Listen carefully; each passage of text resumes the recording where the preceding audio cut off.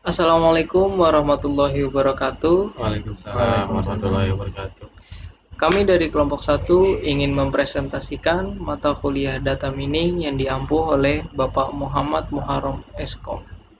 Dalam presentasi ini kami akan mempresentasikan tentang analisa banyaknya penyandang masalah kesejahteraan sosial dengan menggunakan metode naive Bayes. Sebelumnya kami akan memperkenalkan diri terlebih dahulu. Ya, pertama saya Reza Maulana dengan NIM 12170367. Lalu saya Rudi Siswanto dengan NIM 121860.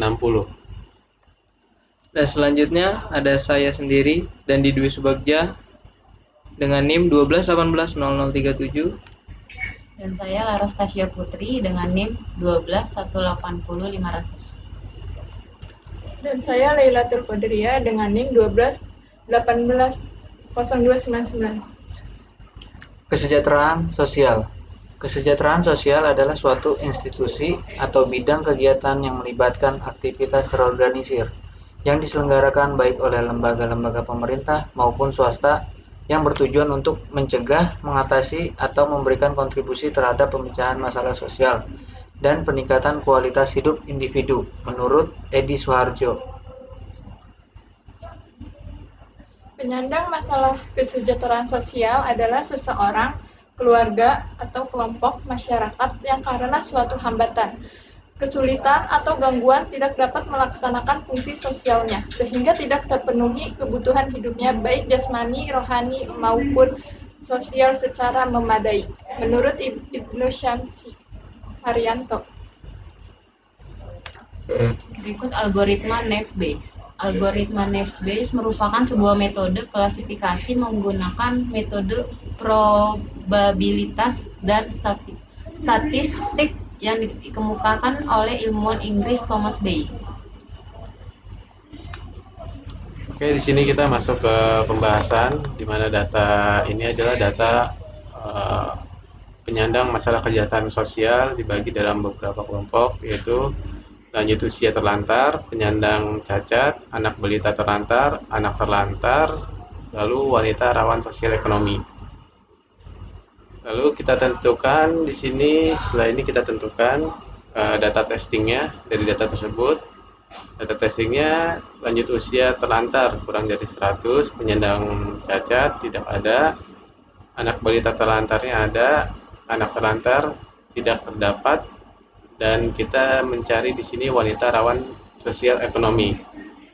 Langkah pertama untuk menentukan probabilitas hipotesisnya dengan rumus PCI, yang mana P wanita rawan sosial ekonomi ya sama dengan 17 dibagi 23 sama dengan 0,74. Lalu P wanita rawan sosial ekonomi tidak 6 dibagi 23 sama dengan 0,26. Berikut ini langkah-langkah menentukan nilai probabilitas kondisi pada hipotesis data testing dengan rumus PXCI.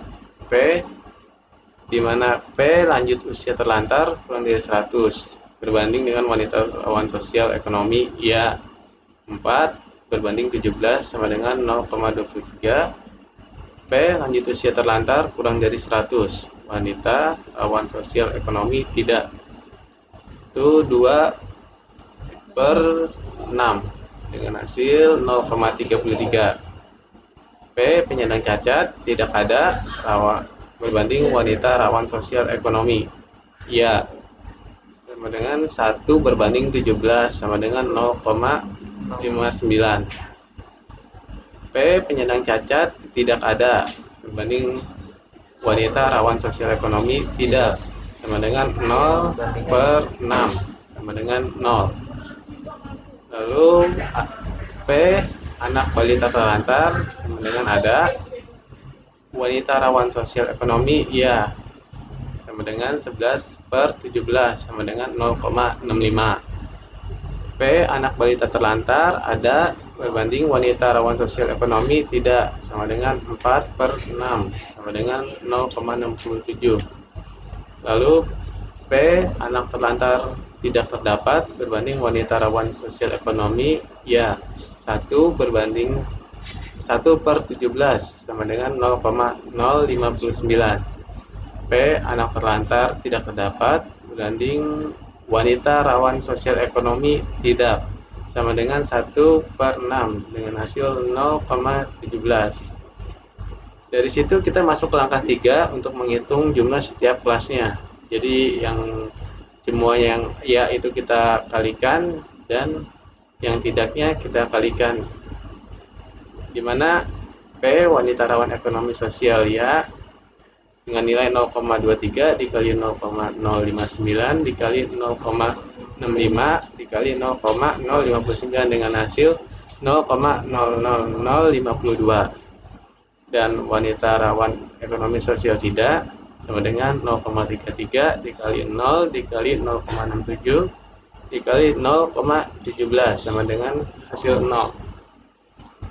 Lalu langkah keempatnya, kita menghitung kedua hasil probabilitas hipotesisnya dengan nilai probabilitas berdasarkan kondisi pada hipotesis data testing dengan rumus P X berbanding CI dikali P CI, di mana P X wanita rawan sosial sama dengan ya dikali P wanita rawan ekonomi sosial sama dengan ya sama dengan 0,0052 dikali 0,74 dengan hasil 0,00038.